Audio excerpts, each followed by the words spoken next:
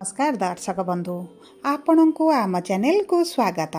आज भिडियोटी समस्त बिच्छा राशि व्यक्ति विशेषों एक महत्वपूर्ण कार्यक्रम रही। कारण यही भिडियो रे गोटे एमिति ग्रहों गोचर परिवर्तन विषय आलोचना करबा जे आपणकर आगामी गोटे वर्ष 3 मास भितर आपण को एपरि भाव में सुधारिबे बा परिवर्तन आनिबे जहा फल रे आपण जानिबे जीवन रे सुख कौन सफलता कौन एवं वास्तव दुनिया रे केवल आपणक सहित एही सब घटना काहेकि घटुथिला एवं ता सहित जानिबे कलिजुगर राजा राहु आपणक राशि रे रही जो तांडव करुथिले जो सब समस्या आणुथिले सेही सब समस्यार केबे अंत हेबो। देखंतु दर्शक बंधु आपणक राशि रा चतुर्थ गृह रे राहु वृद्धा अवस्था रे रहिथिले किंतु एही संक्रांति बा एही सेप्टेम्बर मास 17 तारिख दिन ठारू राहु उठिबा को जाउछंती। जेतेबेले कलिजुगर राजा सोई रहिथिबे एवं तांको प्रभाव न थिबो सेतेबेले तांको ठारू शुभ फल आशा करिबा हेउची बोकामी। किंतु एबे आपणक जीवन रे प्रकृत खेल आरंभ हेबा को जाउछि। आपण माने खातारे नोट करी लेखि रखंतु जे एही सेप्टेम्बर मास 17 तारिख ठारू 12 जून 2026 मध्यरे आपणक जीवन रे प्रकृत सत्य खुशी सुख समृद्धि एवं सफलता कौन आपण निश्चित भाव में जानीपर। देखंतु दर्शक बंधु गत 2 वर्ष हेबो आपणक जीवन समस्या मध्य देई गति करुथिला। आपणक जीवन रे बहुत परिवर्तन मध्य होइथिला। जो लोकों को आपण विश्वास करुथिले तांको ठारू आपणको धोखा मिलिथिबो विश्वासघातकता होइथिबो बहुत लोक आपणको जीवन को आसीथिबे एवं बहुत निजर भाबुथिबा लोक माने आपणको ठारू दूरेई जाइथिबे। आपणकर चाकिरी रे परिवर्तन देखा देइथिबो बदनामी होइथिबो आपणको उपरे मिथ्या आरोप लागिथिबो एवं बहुत किछि आपणको सह घटी जाइथिबो जहा आपण काहाको कहि पारु नथिबे बा सही मध्य पारु नथिबे। देखंतु एही 2025 मे मास 18 तारिख दिन राहु मीन राशि कुंभ राशि को गोचर करथिले माने आपणकर पंचम गृह रु चतुर्थ गृह को गोचर करथिले एवं एही चतुर्थ गृह रे वृद्धा अवस्था रे वक्री स्थिति रे एही 5 मास हैला विराजमान करथिले जहा फल रे राहुंकर प्रभाव आपणक राशि रे एतेटा अधिक बा शुभ फल देउ नथिले। देखंतु जेतेबेले गोटे ग्रह 24 डिग्री रु 7 डिग्री मध्य को आसी थाए सेतेबेले सेही ग्रहर युवावस्था होइथाए माने सबुठारु शक्तिशाली एवं प्रभावशाली होइथाए। देखंतु आपणकर जो मानसिक चिंता बढ़ी जाइछि जो चिड़चिड़ा स्वभाव होई जाइछि आपणक मन को जो नकारात्मक भावना सब आसुछि सेही सबुर कारण हेउछि राहुंकर वृद्धावस्था आपणक राशि रे। किंतु एही 17 तारिख ठारू राहु आपणक राशि रो चतुर्थ गृह रे एवं मित्र राशि रे राजूति करबा आरंभ करिवे एवं जेतेबेले गोटे ग्रह मित्र राशि रे हुंती सेतेबेले शुभ फल प्रदान करंती। तेबे देखंतु भिडियोटी को आगो को बढ़ाइबा पूर्वरु जदि आपणकर भी बिच्छा राशि होइथाए एवं आपण भी ईश्वर को आंतरिक भक्ति एवं विश्वास करंती तेबे भिडियोटी को लाइक करंतु कमेंट बॉक्स रे जय जगन्नाथ जय मां लक्ष्मी अवश्य लिखि दियंतु।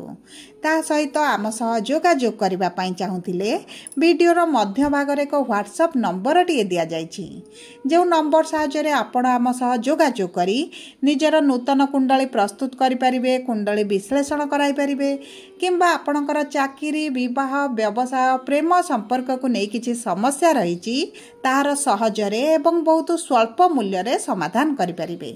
सेतिपई आपण आम सह जोड़ी होई रुहंतु एवं व्हाट्सएप नंबर माध्यम रे आम सह जोगाजोग करंतु।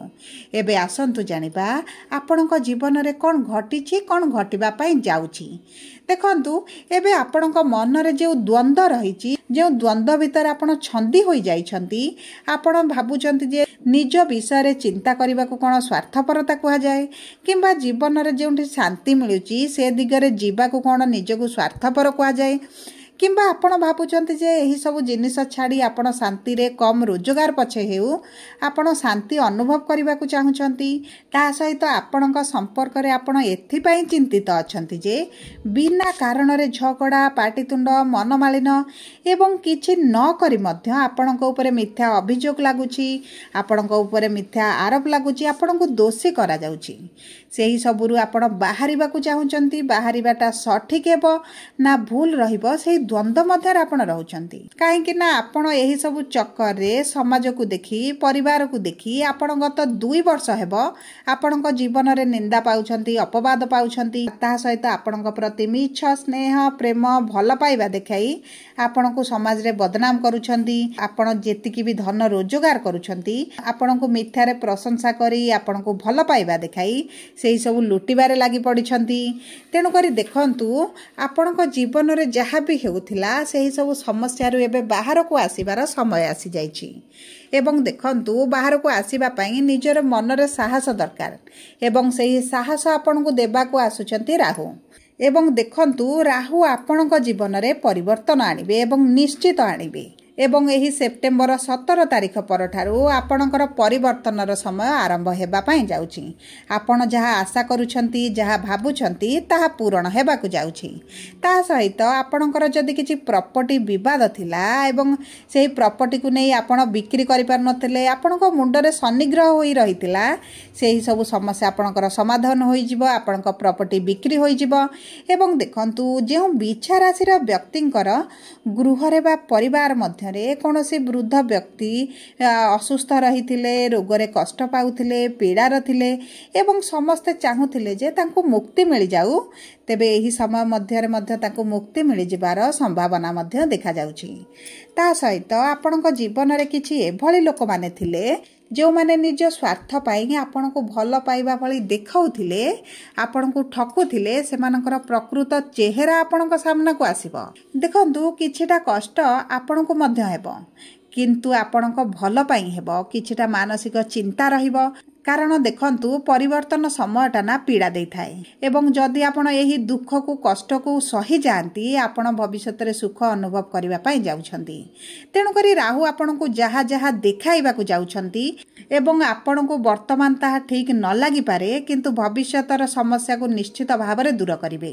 ତା ସହିତ ଦେଖନ୍ତୁ, କିଛି ମହିଳାମାନେ ଅଛନ୍ତି ଯେଉଁମାନେ ଶାଶୁଘରରେ ଏଭଳି ଟର୍ଚରରେ ରହିଛନ୍ତି ଯେ ସେମାନେ କେବଳ ବଞ୍ଚିକି ରହିଲା ଭଳି ବଞ୍ଚିଛନ୍ତି ଏବଂ ଭାବୁଛନ୍ତି କି ମରିଗଲେ ଭଲ ହୁଅନ୍ତା। ସେମାନଙ୍କ ଜୀବନରେ ମଧ୍ୟ ବଡ଼ ପରିବର୍ତ୍ତନ ଆସିବ। ଆପଣ ଏହି ସମୟ ମଧ୍ୟରେ ପରିବାରରୁ ଅଲଗା ହୋଇପାରନ୍ତି, ଆପଣ ଘରଠାରୁ ଦୂରକୁ ଯାଇପାରନ୍ତି, ବିଦେଶ ଯାଇପାରନ୍ତି କିମ୍ବା ଆପଣ ନିଜର ଅଲଗା ଘର ନେଇ ମଧ୍ୟ ଆପଣ ରହିବା ପାଇଁ ଚିନ୍ତନ କରିପାରନ୍ତି। ଆପଣ ନିଶ୍ଚିତ ଭାବରେ ଗୋଟେ ବଡ଼ ନିଷ୍ପତ୍ତି ଆପଣଙ୍କ ଜୀବନରେ ନେବାକୁ ଯାଉଛନ୍ତି ଏବଂ ଏହି 16 ମାସ ମଧ୍ୟରେ ନିଶ୍ଚିତ ଭାବରେ ଆପଣ ନେବେ।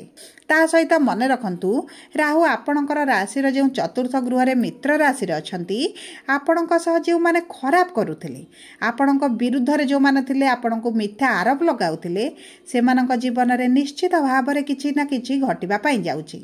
କାରଣ ରାହୁ ହେଉଛନ୍ତି ରାକ୍ଷସ ପ୍ରକୃତିର ଗ୍ରହ। ସେ ନିଶ୍ଚିତ ଭାବରେ ଆପଣଙ୍କର ପ୍ରତିଶୋଧ ନେବେ ଏବଂ ଆପଣ ନିଶ୍ଚିତ ଏହିସବୁ ଘଟଣା ଆପଣଙ୍କ ଜୀବନରେ ଦେଖିବେ। ତାହା ସହିତ ରାହୁଙ୍କର ଦୃଷ୍ଟି ଆପଣଙ୍କର କର୍ମକ୍ଷେତ୍ରକୁ ରହୁଛି।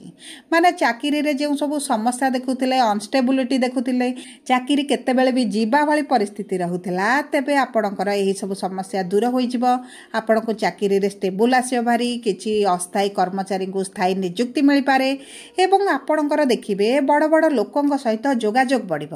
ଆପଣଙ୍କ ପିତାଙ୍କ ସହ ଯେଉଁ ମନମାଳିନ୍ୟ ମତଭେଦ ଥିଲା, ଆପଣଙ୍କୁ ଯେଉଁ ସହଯୋଗ ମିଳୁନଥିଲା, ଏବେ ଆପଣଙ୍କର ପିତାଙ୍କ ଠାରୁ ଆପଣ ଉଭୟ ମାନସିକ, ଆର୍ଥିକ ଏବଂ ସାମାଜିକ ସ୍ତରରେ ସହଯୋଗ ପାଇବେ। ତା ସହିତ ଆପଣଙ୍କର ଦ୍ୱାଦଶ ଗୃହକୁ ମଧ୍ୟ ରାହୁଙ୍କର ଦୃଷ୍ଟି ରହୁଛି। ମାନେ ଯେଉଁମାନେ ବିଦେଶ ଯିବାକୁ ଚାହୁଁଥିଲେ, ସେମାନେ ଏହି ସମୟ ମଧ୍ୟରେ ବିଦେଶ ଯାତ୍ରା କରିପାରନ୍ତି। ତା ସହିତ ମନେ ରଖନ୍ତୁ, ଆପଣ 2 ବର୍ଷ ତଳେ ନିଜ ରାଗରେ, ଗର୍ବରେ, ଅହଙ୍କାରରେ କିଛି ସମ୍ପର୍କ ଠାରୁ ଦୂରେଇ ଯାଇଥିଲେ। ଏବେ ସେହି ସବୁ ସମ୍ପର୍କ ଆପଣଙ୍କ ସହିତ ପୁନର୍ବାର ଯୋଡ଼ି ହୋଇପାରେ। ତା ସହିତ ଯଦି ଆପଣ ବହୁତ ଅଧିକ ଲୋନ୍ରେ ଅଛନ୍ତି, କରଜରେ ବୁଡ଼ିକି ଅଛନ୍ତି, ସେଥିରୁ ମଧ୍ୟ ଧୀରେ ଧୀରେ ବାହାରିବା ଆରମ୍ଭ କରିବେ। ସବୁ ପରେ ଦେଖନ୍ତୁ, 8ମ ଗୃହକୁ ରାହୁଙ୍କର ମଧ୍ୟ ଦୃଷ୍ଟି ରହୁଛି। ଯେଉଁମାନେ ପ୍ରଶାସନ କ୍ଷେତ୍ରରେ ଅଛନ୍ତି, ରାଜନୀତିରେ ଅଛନ୍ତି ଏବଂ ଏକ୍ସପୋର୍ଟ ଇମ୍ପୋର୍ଟରେ କାମ କରୁଛନ୍ତି, ସେୟାର ମାର୍କେଟରେ ଅଛନ୍ତି, ଅନଲାଇନ୍ କାମ କରୁଛନ୍ତି, ସେମାନଙ୍କ ଭାଗ୍ୟରେ ଜବରଦସ୍ତ ସଫଳତା ଆସିବ। ତା ସହିତ ଯେଉଁମାନେ ଆଲୁମନି किंबा मेंटेनेंस को नहीं समस्या अछंती केस चली सेमानकर प्राप्य मिल जिवो। जदि आपण किछि इंश्योरेंस पैसा किंबा प्रॉपर्टी पैसा केउंठी फसिकी रही ता मध्य आपण को मिल जिबा आरंभ हेबो। जो व्यक्ति मानकर डिवोर्स केस कोर्ट रे चलीथिला एही समय मध्य सेमानकर समाधान होई जिवो। जदि आपण आपणक संतान को बाहर को पढ़िबा पई पठाइबा को चाहुतिले ताहा मध्य आपणक पई बहुत अधिक सहज होई जिवो। जो माने प्रेम संपर्क रे अछंती एवं प्रेम विवाह करबा को चाहुतिले किंबा जो माने द्वितीय विवाह करबा पई चाहुतिले सेमानक पई मध्य बहुत भलो समय आसुची। सब परे देखंतु आपणक चाकरी एवं व्यवसाय करबा पई जो आपणकर इच्छा थिला आग्रह थिला सेही सब आशा आपणकर पूर्ण हेबा पई जाउची। सब परे दर्शक बंधु देखंतु एही समय मध्यरे जदि आपण आपणक क्रोध को नियंत्रण करंती एवं निजर धैर्य शक्ति को सहिबा शक्ति को आपण बढ़ाती तेबे आपण को एही सब शुभ फल निश्चित भाव में भविष्य में प्राप्त हेबो। सब परे देखंतु राहुंक ठारू शुभ फल को वृद्धि करबा पई आपण प्रतिदिन हनुमान चालीसा पाठ करंतु। आपणकर लग्नेश को मजबूत करंतु। ओम बटुक भैरवे नम आपण प्रतिदिन 108 थर पाठ करंतु। या मध्य आपणक जीवन में राहुंक ठारू शुभ फल प्रदान करिवो। ता सहित चेष्टा करंतु रविवार दिन आमिष एवं मादक द्रव्य सेवन न करिबा पाई। या मध्य आपणकर शुभ फल को किछि मात्रा रे कम करिथाए। सब परे देखंतु जदि आपणकर बिच्छा राशि होइथाए भिडियोटी कि फळे लागला कमेंट बॉक्स रे लिखि जणांतु। जदि आपणक प्रियजनकर बिच्छा राशि होइथाए तबे भिडियोटी तांका सह शेयर करंतु। जदि प्रथम थर आम चैनल को आसी चैनल टी को सब्सक्राइब करंतु। पाखरे थिबा बेल आइकन को प्रेस कर